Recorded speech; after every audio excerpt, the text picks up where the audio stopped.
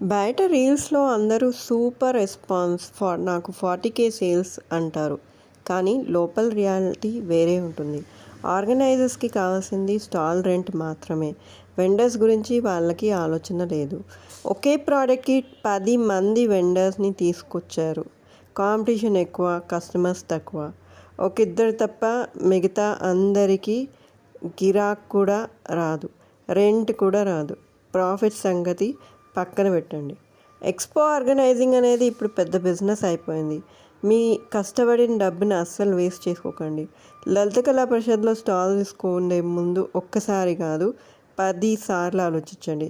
మీకు ఇలాంటి ఎక్స్పీరియన్స్ అయిందా? కమెంట్లో చెప్పండి.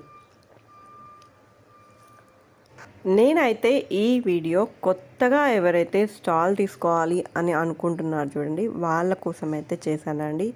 నేను ఫేస్ చేసిన ప్రాబ్లమ్ని ఎగ్జాక్ట్గా చెప్తున్నా మీకు.